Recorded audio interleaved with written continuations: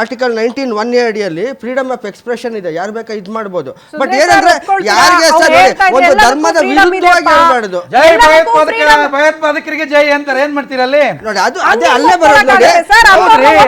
ಹೌದು, ಇವತ್ತು ಅವರ ತಂದೆನೇ ಪ್ರಚೋದನೆ ಕೊಟ್ಟು ಮಾಡಿಸಿರುವ ಕೃತ್ಯ ಇದು. ಇವಾಗ ಕ್ರಿಶ್ಚಿಯನ್ ಪ್ರಚೋದನೆಕಾರಿ ಕೊಟ್ಟು ಮಾಡಿಸಿರುವ ಕೃತ್ಯ ಅದು ಇದೆಯಾ? ಇಲ್ಲ, ಸಂವಿಧಾನದ ಪ್ರಕಾರ ತಪ್ಪಿದೆ. ಇಲ್ಲ, ನಾವು ಸಹ ಎಲೆಕ್ಷನ್ ನಿಂತೀವಿ, ಕೋಡ್ ಆಫ್ ಕಂಡಕ್ಟ್ ಇದೆ, ಅದರಲ್ಲಿ ಏನು ಹೇಳುತ್ತದೆ ಮಾಡೆಲ್ ಕೋಡ್ ಆಫ್ ಕಂಡಕ್ಟ್ ಅಲ್ಲಿ ಇನ್ನೊಂದು ಧರ್ಮದ ವಿರುದ್ಧ ಏನು ಹೇಳಬಾರ್ದು, ವಿರುದ್ಧವಾಗಿ ಏನು ಹೇಳಲಿಲ್ಲ. ಇನ್ನೊಂದು ವಿರುದ್ಧ ರಾಜಕೀಯ ಅನ್ನುವುದು ಅದು ಇವತ್ತಿನ ಮರ್ಜ್ ಆಗಿದೆ. ಕ್ರೀಡೆ ಅಂತಕ್ಕಂಥದನ್ನ ನಾವು ನಿಮ್ಮ ಪಕ್ಷಕ್ಕೆ ಮರ್ಜ್ ಮಾಡಿಲ್ಲ ರೀ, ಅಥವಾ ನಿಮ್ ಇದಕ್ಕೆ ಕೊಟ್ಟಿಲ್ಲ ರೀ. ನಾವು ನೋಡಿ, ನಾನು ಅದೇ ಕ್ರಿಶ್ಚಿಯನ್ ಕಮ್ಯುನಿಟಿಗೆ ಅದನ್ನ ಕೊಟ್ಟಿಲ್ಲ, ನಾವು ಮುಸ್ಲಿಮ್ಸರಿಗೆ ಕೊಟ್ಟಿಲ್ಲ. ನಾವು ಈಗ ಯಾವುದೇ ಒಂದು ಎಕ್ಸ್ಪ್ರೆಷನ್ ಇರ್ಲಿ, ಖುಷಿ ಇರ್ಲಿ, ದುಃಖ ಇರ್ಲಿ, ಆ ಸಮಯದಲ್ಲಿ ನಾವು ನಮ್ಮ ದೇವರುಗಳನ್ನ ನೆನಪು ಮಾಡ್ಕೊಳ್ತೀವಿ. ವಿನಾಯಕ ಕಾಪಾಡು, ವಿನಾಯಕ ನೀನೇ ಒಳ್ಳೇದ್ ಮಾಡು, ವಿನಾಯಕ ನಿನಗೆ ನಾವು ಶರಣಾರ್ಥಿ ಅಂತೀವಿ, ಒಳ್ಳೇದ್ ಮಾಡು ಅಂತ ನಾವು ನೀವು ಬೇಡ್ಕೊಳ್ಳಲ್ವಾ ಸರ್? ತಪ್ಪೇನಿದೆ ಅಂತ ಒಂದ್ ಹೇಳ್ತೀನಿ ನೋಡಿ, ರಹಸ್ಯ ರಾತ್ರಿ ವಿಷ್ಣುವರ್ಧನ್ದು ರಹಸ್ಯ ರಾತ್ರಿ ದೆವ್ವ ಪಿಕ್ಚರ್, ಅದರಲ್ಲಿ ಲಾಸ್ಟ್ ಅಲ್ಲಿ ಆ ದೆವ್ವಾಗ ಇದ್ ಮಾಡಿದಾಗ ಒಬ್ರು ಆಂಜನೇಯ ಇದ್ ಮಾಡ್ತಾರೆ, ಒಬ್ರು ಅಲ್ಲಾದು, ಇನ್ನೊಬ್ರು ಸಿನಿಮಾ ಆಕ್ಟಿಂಗ್ ಬೇಡ. ಈ ದೇಶದಲ್ಲಿ ಕೋರ್ಟ್ ಅಲ್ಲಿ ಏನಿದೆ, ಈ ದೇಶದ ಕೋರ್ಟ್ ಏನಿದೆ, ಸೈನಿಕರದೇನಿದೆ ಆಯ್ತಾ? ಫಸ್ಟ್ ನಾವು ಭಾರತ ಮಾತೆಗೆ ರೆಸ್ಪೆಕ್ಟ್ ಕೊಡುವಂತ ದೇಶದ ಸಂವಿಧಾನದ ಮೊದಲನೇ ಆದ್ಯತೆ ಇದೆ. ನಿಮ್ದು ಜಾತಿ ಕೊಟ್ಕೊಂತ ನಾಳೆ ಕ್ರಿಶ್ಚಿಯನ್ ಒಂದು ಕ್ರಿಕೆಟ್ ಟೀಮ್ ಆಗುತ್ತೆ, ಆಗುತ್ತೆ, ಹಿಂದೂಗಳ ಇದು ಮಾಡ್ತೀರಾ? ಫಸ್ಟ್ ಸಂವಿಧಾನ ಕೊಡ್ತೀರಾ? ಅಲ್ಲ, ಒಂದು ಧರ್ಮದ ವಿರುದ್ಧವಾಗಿ ಏನ್ ಹೇಳಲಿಲ್ಲ, ಅವ್ರ ದೇವ್ರದ್ದು ಇದು ಹೇಳ್ಕೊಳ್ತಾರೆ. ಸಂವಿಧಾನ ಈ ಸಮಯದಲ್ಲಿ ಸೂಕ್ತ ಇಲ್ಲ ಅಂತ ಹೇಳ್ತಾ ಇದೀವಿ, ನಾವು ಹೇಳ್ಬಾರ್ದು ಅಂತ ಹೇಳಿದೀವ. ಆರ್ಟಿಕಲ್ ಈ ಧರ್ಮದ ನೋಡ್ರಿ, ನೀವು ಅವ್ರನ್ನ ಕರೆಸಿ ಹೆಮ್ಮೆ ಪಡ್ತಾ ಇರುವಂತಹ ಕ್ಷಣಕ್ಕೆ ನೀವು ಯೇಸು ಧರ್ಮವನ್ನ ಯೇಸುನೇ ಕಾರಣ ಈ ಮ್ಯಾಚ್ ಅನ್ನ ಗೆಲ್ಲೋದಕ್ಕೆ ಅಂತ ಹೇಳಿದ್ ಯಾಕೆ ಅಂತ, ಅದು ವಾಸ್ತವವಾಗಿ ನೋಡಿದ್ರೆ ಈಗ ಅದು ಇರ್ಲಿಲ್ಲ ಅನ್ನೋದನ್ನ ಅವ್ರು ಹೇಳ್ತಿದ್ದಾರೆ. ಬೇರೆ ಯಾರು ಕಾರಣಕರ್ತರು ಇಲ್ಲ. ನಾನು ಒಂದ್ ಇಂಪಾರ್ಟೆಂಟ್ ಆಗುತ್ತೆ ಅಂತ ನೋಡಿ, ಅವರು ಸಡನ್ ಎಕ್ಸ್ಪ್ರೆಷನ್ ಆಫ್ ಜಾಯ್ ಇದೆ, ಅದು ನಿಮ್ ಚರ್ಚಲ್ಲೋ ಕರ್ಸ್ಕೊಂಡು ಹೇಳಿ.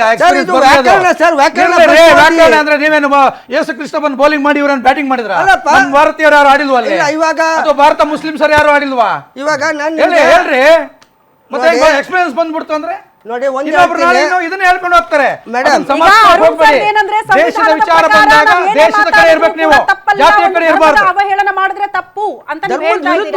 ಇವಾಗ ಇನ್ನೊಂದು ಹೇಳ್ಬಿಡ್ತೀನಿ, ಭಗವದ್ಗೀತೆಯಲ್ಲಿ ಚಾಪ್ಟರ್ 2 ಸಮಯ ಸಂದರ್ಭ ಕೂಡ ಇಂಪಾರ್ಟೆಂಟ್ ಆಗಲ್ವಾ ಸರ್? ನೋಡಿ ಮೇಡಮ್, ಅದು ಇಡೀ ಭಾರತೀಯರು ನಮ್ಮ ಭಾರತ ತಂಡ ಅಂತ ಹೆಮ್ಮೆ ಪಡ್ತಾ ಇರುವಾಗ ಧರ್ಮದ ವಿಚಾರಗಳು ಉಲ್ಲೇಖ ಆಗದೆ ಅಂದ್ರೆ ಬೇಸರ ಆಗಲ್ವಾ ಅಂತ ನೋಡಿ. ಒಂದ್ ಹೇಳ್ತೀನಿ, ದೇವನೊಬ್ಬ ನಾಮ ಮಾಡ್ಕೊಳ್ಬೇಕಾಗಿತ್ತು, ತಮ್ಮ ಶ್ರಮವನ್ನ ದೇವನೊಬ್ಬ ನಾಮ ಮತಾಂತರ ಮಾಡ್ತೀರಿ, ದೇವರೊಬ್ಬ ನಾಮ ಹಲವು ಮತಾಂತರ ಮಾಡೋ ಅವಶ್ಯಕತೆ ಏನಿದೆ? ನೀವೇ ಮಾಡ್ತಿರೋದು, ಮತಾಂತರ ಮಾಡ್ತಿರೋದು. ಯಾಕೆ ಮತಾಂತರ ಮಾಡ್ತೀರಿ? ದೇವರೊಬ್ಬನ ನಾಮ ಹಾಲು ಮಾತ್ರ ಮತಾಂತರ ಯಾಕೆ ಮಾಡ್ತೀರಿ?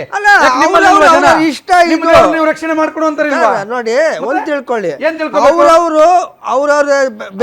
ಭಾವನೆಗೆ ಅವ್ರು ಬರ್ತಾರ್ರಿ, ನೀವ್ ಯಾಕೆ ಮತಾಂತರ ಮಾಡ್ತೀರಿ? ಸಾದಿಕ್ ಸರ್, ನೀವು ಮ್ಯಾಚ್ ಅನ್ನ ಗೆದ್ದಂತಹ ಸಂಭ್ರಮ ಇರಬಹುದು, ಇಡೀ ಭಾರತೀಯರು ನಮ್ಮ ಭಾರತ ತಂಡ ಗೆದ್ದಿದೆ ಅಂತ ಸಂಭ್ರಮ ಪಡುವಾಗ ಯೇಸುನೇ ಕಾರಣ ಈ ಮ್ಯಾಚ್ ಅನ್ನ ಗೆಲ್ಲೋದಕ್ಕೆ ಅನ್ನುವಂತಹ ವಿಚಾರಗಳು ಪ್ರಸ್ತಾಪ ಆದ್ರೆ ಅದನ್ನ ಒಪ್ಕೊಳ್ಳೋದಕ್ಕೆ ಸಾಧ್ಯನಾ ಅಂತ ನೋಡಿ ಮೇಡಮ್. ಇದರಲ್ಲಿ ಯೇಸು ಅವ್ರದ್ದು ಆಶೀರ್ವಾದ, ಅಲ್ಲಾದು ಆಶೀರ್ವಾದ, ಗಣೇಶಂದು ಆಶೀರ್ವಾದ ಅಂತ ನಾನು ಹೇಳಂಗಿಲ್ಲ.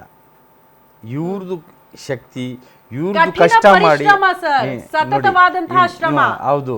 ಇದು ಏನಂದ್ರೆ ನೋಡಿ, ನಾನು ಒಂದೇ ಮಾತು ಹೇಳಿದೆ, 140 ಕೋಟಿ ಜನ ಅವ್ರದ್ದು ಆಶೀರ್ವಾದ ಆ ಮಕ್ಕಳ ಮೇಲೆ ಇತ್ತು, ಅದರಲ್ಲಿ ಗೆಲ್ದಿದ್ದಾರೆ. ಅದಕ್ಕೆ ಜೀಸಸ್ ಮಾಡಿದ್ರು ಅಂತ ಹೇಳೋದು ತಪ್ಪು, ಅದು ನಿಜವಾಗ್ಲೂ ತಪ್ಪು. ಅದು ಎಲ್ಲ ನೋಡಿ, ಎಲ್ರದ್ದು ಭಾವನೆ ಇರುತ್ತೆ. ನಾನು ಒಬ್ಬನೇ ಅಲ್ಲಾನೇ ಮಾಡ್ಬಿಟ್ಟ ನಾನು ಹೇಳಿದ್ರೆ ದುಃಖ ಆಗಲ್ಲ ಬೇರೆಯವ್ರಿಗೆ, ಆ ಥರ ಇಲ್ಲ ಇದರಲ್ಲಿ, ಆಟದಲ್ಲಿ ಇಲ್ಲ ಇದರಲ್ಲಿ ನೋಡಿ. ಧರ್ಮ ತಂದು ಒಂದು ಪಿತೂರು ನಡೀತಾ ಇದೆ, ಏನನ್ನ ಒಂದು ಡಿಸ್ಟರ್ಬ್ ಮಾಡಬೇಕು ಭಾರತಕ್ಕೆ ಅಂತ ನೋಡಿ, ಎಲ್ಲ ಇದರಿಂದ ಆಗ್ತಾ ಇದೆ. ಅದು ಆಗ್ಬಾರ್ದು. ಇದರಲ್ಲಿ ಮಾತ್ರ ನೋಡಿ, ಯುದ್ಧ ಸೈನಿಕರಲ್ಲಿ ಈ ಆಟನಲ್ಲಿ ನಾವು ಧರ್ಮ ಮತ್ತೆ ಪಾಲಿಟಿಕ್ಸ್ ತರಬಾರ್ದು. ಅದಕ್ಕೆ ಬೇರೆ ಸಪ್ರೇಟೇ ಮಡಗಬೇಕು, ಅವ್ರ ಮೇಲೆ ಬಿಡಬೇಕು, ಅವರು ಆಡ್ಲಿ. ನಮ್ಮ ದೇಶದ ಹೆಸರು ಇಡೀ ಅಲ್ಲ, ಪ್ರಪಂಚದಲ್ಲಿ ಇಡೀ ಇದಾಗ್ತಾ ಇದೆ. ವಿಶ್ವ ಭಾರತದ ಕಡೆಗೆ ತಿರುಗಿ ನೋಡ್ತಾ ಹೊತ್ತಲ್ಲಿ ನಮ್ಮಲ್ಲಿ ಧರ್ಮಗಳ ವಿಚಾರ ಹುಡುಕಾಟ ಆಗುತ್ತೆ, ಧರ್ಮಗಳ ಮೇಲೆ ಕಿತ್ತಾಟಗಳಾಗುತ್ತೆ, ನಾವು ಗೆದ್ವಿ, ನಮ್ಮ ಧರ್ಮದಿಂದಲೇ ಗೆಲ್ಲೋದಕ್ಕೆ ಸಾಧ್ಯ ಆಯ್ತು ಅನ್ನೋ ವಿಚಾರಗಳು ಬಂದಾಗ ವಿಶ್ವದ ಮುಂದೆ ಏನಾಗಬಾರ್ದು ಭಾರತದ ಪರಿಸ್ಥಿತಿ ಅಂತ ಪ್ರಶ್ನೆ ಆಗಲ್ವಾ ಸರ್? ನಾಚಿಕೆ ಆಗ್ಬೇಕ್ರಿ, ಅದು ನಾಚಿಕೆ ಆಗ್ಬೇಕು. ಮತ್ತೆ ಅದನ್ನ ಸಮರ್ಸ್ಕೊಳ್ತಾರಲ್ಲ ನೋಡಿ, ನಮ್ಗೆ ಸಂವಿಧಾನದಲ್ಲಿದೆ, ಅದರಲ್ಲಿದೆ, ಸಮರ್ಸ್ಕೊಳ್ತೀರಿ. ಇವತ್ತು ಇಡೀ ದೇಶದ 140 ಕೋಟಿ ಜನ ನೋಡ್ತಿದ್ದಾರೆ. ಒಂದು ಹೇಳ್ತೀನಿ ಅಲ್ಲ, ನೋಡಿ, ಒಂದ್ ಸೇರಿ, ನೀವು ಮಾತಾಡಿ, ನೀವು ಮಾತಾಡಿ. ಸರ್, ನಾಳೆ ದಿನ ಅವರು ಕೇಳ್ಬಹುದು, ಹಂಗಾದ್ರೆ ತಿಲಕ ಇಟ್ಕೊಂಡು ಬಂದು ನೀವು ಆಟ ಆಡುವಂತ ಅವಶ್ಯಕತೆ ಏನಿತ್ತು ಅಂತ. ಯಾಕಂದ್ರೆ ನಾನು ಆಗ್ಲೇ ಹೇಳಿದ್ನಲ್ಲ, ದೀಪ್ತಿ ಶರ್ಮಾ ಅವರು ತಿಲಕ ಇಟ್ಕೊಂಡು ಬಂದೇ ಆಟ ಆಡಿದ್ದಾರೆ. ಇದೇನ್ ಫಸ್ಟ್ ಏನಲ್ಲ, ಅವರು ಪಾಪ ತಿಲಕ ಇಟ್ಕೊಂಡು ಬಂದು ಭಾರತದ ಕ್ರಿಕೆಟ್, ಭಾರತದ ಎಲ್ಲಾ ಸ್ಪೋರ್ಟ್ಸ್ ಅಲ್ಲಿ ಏನಿದ್ದಾರೆ ಎಲ್ಲರೂ ಕೂಡ ತಿಲಕ ಇಟ್ಟಿದ್ದಾರೆ, ಇಡಬಾರ್ದು ಅಂತ ಏನ್ ಹೇಳಿಲ್ಲ. ಅವರು ಕೂಡ ದೇವಾಲಯಕ್ಕೆ ಹೋಗಿದ್ದಾರೆ, ಮುಂಬೈ ಕೂಡ ದೇವಾಲಯಕ್ಕೆ ಹೋಗಿದ್ದಾರೆ. ಯೇಸುವಿನಿಂದನೇ ಕೃಪೆ ಅಂದ್ರೆ ಏನರ್ಥ? ಅಂದ್ರೆ ನೀವು ಬರೀ ಯೇಸು ಕೃಷ್ಣನ್ ಕೃಪೆಯಿಂದನೇ ಕ್ರಿಕೆಟ್ ಆಡ್ತಾ ಇದ್ದೀರಾ? ಸುಂದ್ರೆ ಸರ್, ನಾನು ಹಂಗಲ್ಲ. ನಾಳೆ ದಿನ ಆ ಧರ್ಮದವರು ಈಗ ಅದನ್ನೇ ಕೇಳ್ತಿದಾರಲ್ಲ ಸೋಷಿಯಲ್ ಮೀಡಿಯಾದಲ್ಲಿ, ಹಂಗಂದ್ರೆ ತಿಲಕ ಅಷ್ಟೇ ಕಾರಣ ಆಗೋಯ್ತಾ, ತಿಲಕ ಇಟ್ಕೊಂಡ್ ಬಂದಿದ್ದಕ್ಕೆ ಮ್ಯಾಚ್ ಗೆಲ್ಲೋದಕ್ಕೆ ಕಾರಣ ಆಯ್ತಾ ಅಂತ ಕೆಲವರು ಅದನ್ನು ಕೂಡ ಪ್ರಶ್ನೆ ಮಾಡಬಹುದು ಅಂತ. ಯಾಕೆ ವಿಚಾರಗಳು ಬರುತ್ತೆ ಅಂತ ಕೆಲವೊಂದು ಕಿಡಿಗೇಡಿಗಳು ಇವತ್ತು ನಮ್ಮ ದೇಶದ ಸುಭದ್ರತೆಯನ್ನು ನೋಡಿ ವಿದೇಶದಲ್ಲಿ ಉರ್ಕೊಳ್ಳೋಕ್ಕಾಗ್ತಾ ಇಲ್ಲ ಆ ಒಂದು ಕಮ್ಯುನಿಟಿ ವರ್ಗದವರು. ಇಲ್ಲಿ ಏನಾದರೂ ಮಾಡಿ ಒಂದು ಬೆಂಕಿಯನ್ನು ಹಚ್ಚಿ ಕ್ರೀಡೆಯನ್ನು ಹೊಡಿಬೇಕು, ಮಿಲಿಟ್ರಿಯನ್ನು ಸೈನಿಕರನ್ನು ಹೊಡಿಬೇಕು, ನಮ್ಮ ಸೈನಿಕರು ಯುದ್ಧ ಮಾಡುವಂಥ ವಸ್ತುಗಳನ್ನ ಹೊಡಿಬೇಕು, ಈ ರೀತಿ ಟ್ರೈ ಮಾಡಿದರು.